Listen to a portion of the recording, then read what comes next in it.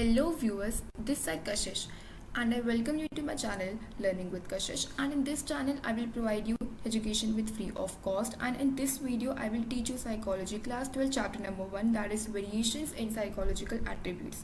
So as you all know कि previous video में information processing approach और उसके अंदर जो 3 थ्योरीज थी वहाँ तक टॉपिक क्लियर कर लिया है एंड आई होप आपको वीडियो अच्छे से क्लियर है। बाई चांस किसी बच्चे ने नहीं देखी है तो प्लीज़ चैनल पे जाओ, वीडियो को देखो, वीडियो पसंद आती है तो प्लीज़ वीडियो को लाइक कर दो, कमेंट कर दो, शेयर कर दो और सब्सक्राइब कर दो चैनल को लर्निंग विद कशिश। आज का जो टॉपिक है that is the individual differences in the intelligence. Previous video में ये पढ़ लिया कि साइकोलॉजिस्ट ने कैसे इंटेलिजेंस को डिफाइन करा बाय देयर ओन मीन्स। तो आज का जो टॉपिक है कि कोई भी इंडिविजुअल किसी दूसरे इंडिविजुअल से कैसे अलग है इन टर्म्स ऑफ इंटेलिजेंस। तो आपकी एनसीईआरटी में बहुत अच्छा सा टॉपिक है that intelligence is the interplay of nature and nurture. Nature and the nurture. Nature का मतलब होता है हेरिडिटी और नर्चर का मतलब होता है इन्वायरमेंट। तो क्वेश्चन अब यहाँ पे ये है कि जो इंटेलिजेंस है वो मेनली किस चीज़ के ऊपर ज़्यादा डिपेंड है, हमारे नेचर के ऊपर या फिर नर्चर के ऊपर।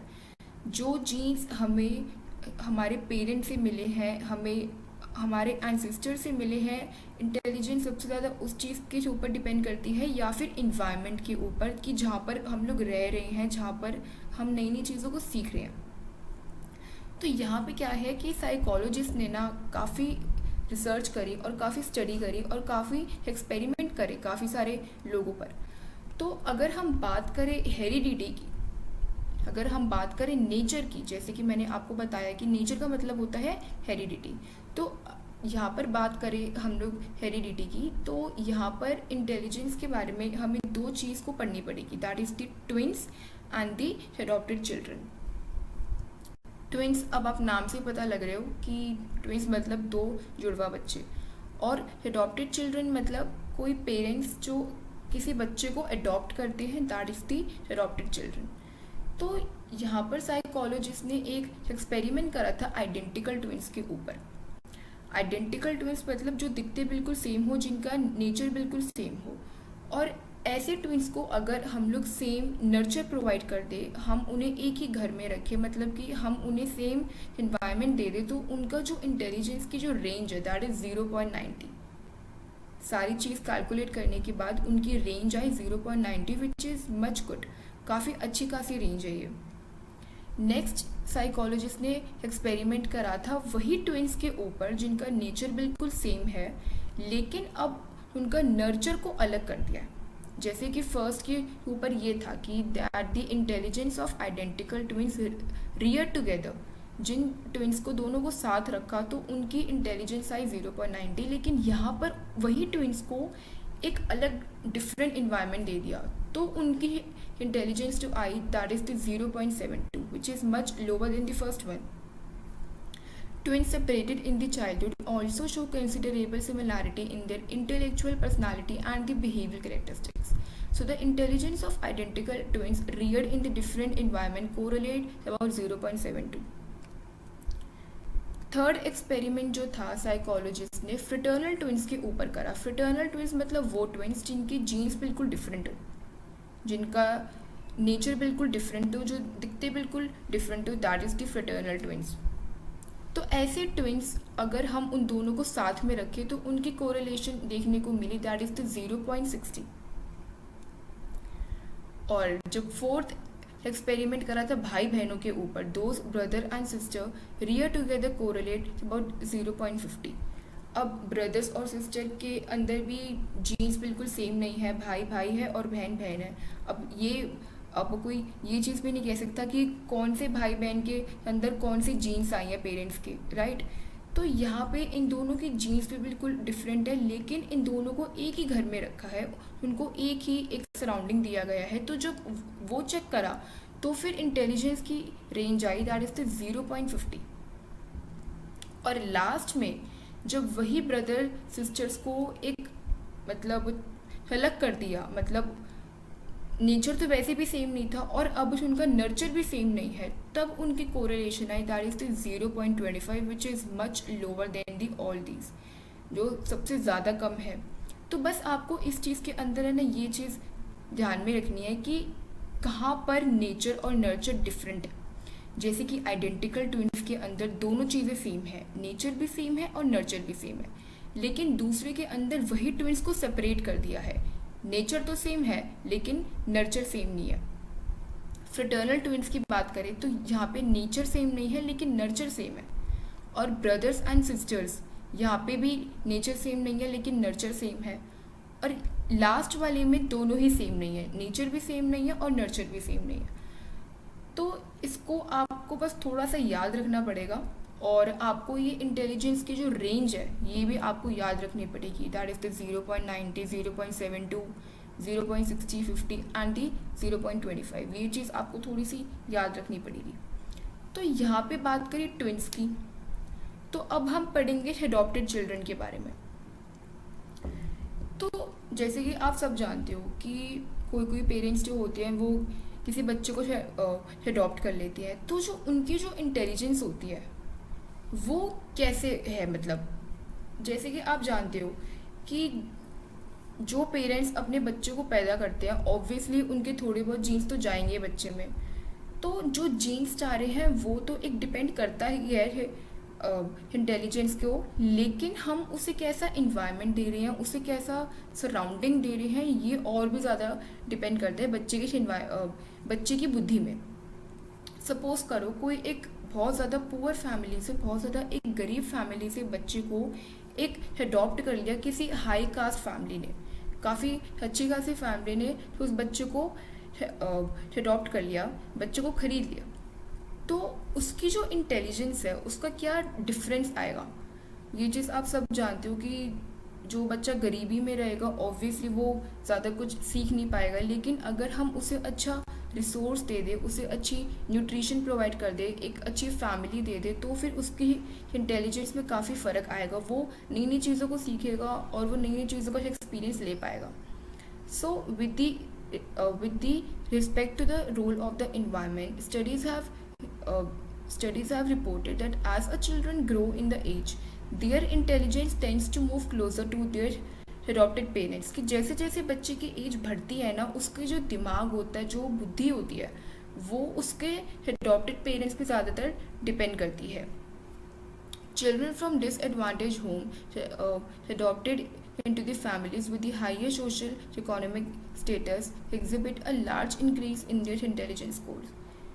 कोई भी एक पुअर फैमिली से और कोई भी एक डिसएडवांटेज फैमिली से बच्चे को कोई भी अडॉप्ट करता है जो कि बहुत ज़्यादा अच्छा हो, तो उसकी इंटेलिजेंस में फ़र्क आएगा।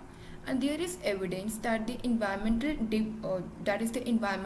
Deprivation lower the intelligence. वहाँ पे एक हमें एक एविडेंस भी मिला है, एक प्रूफ भी मिला है कि अगर हम बच्चे को अच्छा सराउंडिंग नहीं देंगे तो फिर बच्चे की इंटेलिजेंस ऑब्वियसली ग्रो नहीं करेगी। While the rich nutrition and good family increases the intelligence. वहीं पे अगर हम बच्चे को एक अच्छा न्यूट्रिशन प्रोवाइड कर दे, अच्छी फैमिली दे, अच्छी फैसिलिटीज़ दे, उसको अच्छी एक एजुकेशन फैसिलिटीज़ दे, तो फिर उसकी जो इंटेलिजेंस है वो ग्रो करेगी। So there can be a general consensus among the psychologists that intelligence is a product of the complex interaction of the heredity and the environment। तो यहाँ पे ये कंक्लूजन निकला है कि जो इंटेलिजेंस है ना वो दोनों चीज़ों पे डिपेंड करता है, नेचर भी और नर्चर भी। जहाँ पर भी कोई भी चीज़ लैक कर गई, नेचर भी और नर्चर भी, वहाँ पर उसके इंटेलिजेंस में फ़र्क आएगा, किसी ना किसी पॉइंट पे आए लेकिन नेचर भी उतना ही इम्पॉर्टेंट है जितना इन्वायरमेंट है। कैसे हम बच्चे को रख रहे हैं, उसे कैसी चीज़ें हम सिखा रहे हैं और कैसे वो चीज़ों को सीख रहा है, ये चीज़ भी बहुत ज़्यादा मायने रखती है। So now our next topic is the assessment of the intelligence, कि हम लोग इस इंटेलिजेंस को अब कैसे मेजर कर सकते हैं। देखो 1905 में ना अल्फ्रेड बिनेट और थियोडोर साइमन ने कहा था कि हम लोग इंटेलिजेंस को बहुत ज़्यादा मतलब सक्सेसफुली हम इसे मेजर कर सकते हैं। और 1908 में उन्होंने एक कॉन्सेप्ट दिया that is the mental age which is denoted as an MA। M A मतलब person intellectual development relative to people of his her age group, कि एक स्पेसिफिक एज ग्रुप में कोई भी इंडिविजुअल और कोई भी बच्चा कैसे बिहेव कर रहा है और उसे आगे कैसे बिहेव करना चाहिए, that is the mental age. Second concept दिया, that is the chronological age which is the biological age from the birth. अब देखो, जैसे कि मेरा जन्म अब 2004 में हुआ, तो 2004 में मेरा जन्म वही होके जो मेरी अब करंट एज है दैट इज़ द 19 ईयर्स. तो जो 19 ईयर्स है वो मेरी क्रोनोलॉजिकल एज है और इस एज को हम लोग डिनोट करते हैं एज अ सीए. तो कोई भी अगर बच्चा जो बहुत ज़्यादा पढ़ाई में अच्छा है, जो कि बहुत ज़्यादा ब्राइट है, तो उसका एमए हमेशा सीए से ज़्यादा ही मिलेगा. और इसके दूसरे टाइप के कोई बच्चा बहुत ज़्यादा डल है, कोई बच्चा बहुत ज़्यादा वीक है पढ़ाई में और वो चीज़ों को अच्छे से मतलब पकड़ नहीं पाता, तो उसका जो एमए है वो हमेशा सीए से कम मिलेगा. तो 1912 में विलियम स्टर्न के नाम के एक जर्मन साइकोलॉजिस्ट है जिन्होंने आईक्यू का इन्वेंट करा, that is the intelligence quotient.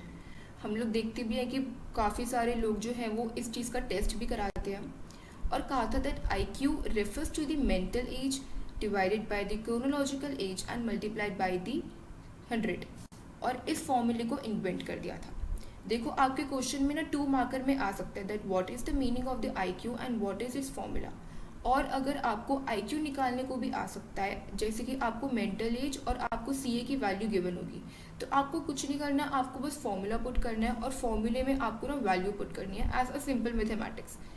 और आप ये चीज़ को ध्यान रखना कि यहाँ पे फॉर्मूले में जो आप वैल्यू देख रहे हो 100 की, तो ये किस चीज़ को इंडिकेट कर रहा है, ये इस चीज़ को कर रहा है कि किसी पर्सन की अगर कोई नॉर्मल इंटेलिजेंस हुई, दैट मीन्स उसकी जो इंटेलिजेंस है वो बहुत ज़्यादा नॉर्मल है. मतलब कि अगर किसी का एमए सीए से बढ़ के आया, if the MA is more than the CA then the IQ becomes more than the 100, तो उसका जो आईक्यू है वो 100 से ज़्यादा मिलेगा. और अगर एमए जो है वो सी की बिल्कुल इक्वल है, then I Q becomes equal to the 100. And if the M A is less than the C A then the I Q is also less than the 100. तो यहाँ पे आप इस चीज़ को ध्यान में रखना. तो जो आई क्यू स्कोर्स है वो पॉपुलेशन में कैसे डिस्ट्रीब्यूट होते हैं, वो एक मतलब जो स्कोर्स है लोगों के वो बिल्कुल ही मिडल में आते हैं. मिडल में मतलब जिनका बिल्कुल ही नॉर्मल सा भाई वो हो इंटेलिजेंस, ना तो मतलब ज़्यादा हो और ना बिल्कुल कम हो. जब एम ए इक्वल है सी ए के, मेनली उसी टाइप का जो स्कोर है पॉपुलेशन में वो आता है. जैसे कि आप डायग्राम में देख सकते हो कि आई क्यू स्कोर्स को कैसे डिस्ट्रीब्यूट करा गया है. और डिस्ट्रीब्यूशन जो है ना ये एक सिमेट्रिकल शेप में है. और आप यहाँ पे ये कर्व को देख रहे हो, इस कर्व को बोला गया है बेल शेप कर्व और द नॉर्मल कर्व, जिसके अकॉर्डिंगली आईक्यू स्कोर्स जो हैं वो डिस्ट्रीब्यूट होते हैं पॉपुलेशन में. तो अब ये चीज़ तो देख ली. अब आप जैसे कि नीचे देख सकते हो कि आईक्यू स्कोर्स के ऊपर लिखा हुआ है मीन. मीन यहाँ पे मतलब है दैट इज़ द एवरेज.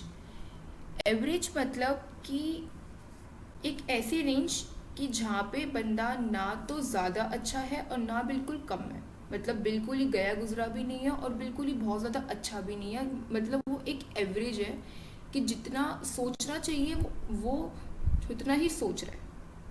तो जैसे कि मैंने आपको पहले भी बताया कि जो 100 की वैल्यू है उसे कहती है average and the normal people, कि जिनकी एवरेज मतलब कि जिनकी रेंज बिल्कुल 100 आई, तो दैट मीन्स उनकी जो आईक्यू लेवल है वो बिल्कुल ओके है, वो बिल्कुल नॉर्मल है. और अगर किसी की आईक्यू बिलो 70 आई, जैसे कि आप यहाँ पे डायग्राम में भी देख सकते हो below 70 I, so that means that person is considered to as a intellectual defected person और द मेंटली रिटार्डेड, कि जिनका दिमाग मतलब कोई ना कोई प्रॉब्लम है दिमाग में और कोई चीज़ों को सोच नहीं पा रहे हैं, कोई चीज़ को वो कर नहीं पा रहे हैं. That means that person has a intellectual deficiency. और इंटेलेक्चुअल डिफिशिएंसी की ना 4 पार्ट्स होते हैं, mild, moderate, severe and profound. ये आप आगे जाके पढ़ोगे. अब जो IQ अबव 130 है they are considered to as a intellectual giftedness, मतलब वो गॉड गिफ्ट होते हैं, उनका दिमाग बहुत ज़्यादा स्पेशल होता है, वो हर एक चीज़ों को एक नए तरीके से करते हैं. आप आपको बस इस फ्लो चार्ट में ना एक छोटी सी चीज़ को याद रखना है कि जिनकी भी IQ बिलो 70 है, that means that person is considered to as a mentally retarded, ठीक है। और जिनकी IQ अबव 130 है, that means that person is considered to as a intellectual gifted person. तो आज के लिए बस इतना ही, मिलते हैं नेक्स्ट वीडियो में जहाँ पर पढ़ेंगे that what is the variations of the intelligence. And I hope आपको ये वीडियो अच्छे से पसंद आई होगी। तो अगर पसंद आई है तो प्लीज़ वीडियो को लाइक कर देना, कमेंट कर देना, शेयर कर देना और सब्सक्राइब कर देना चैनल को learning with Kashish. And in case किसी भी बच्चे को कोई भी प्रॉब्लम है किसी भी टॉपिक पे, तो प्लीज़ आप मुझे कमेंट बॉक्स में ज़रूर बताना, I will surely respond you. Thank you so much.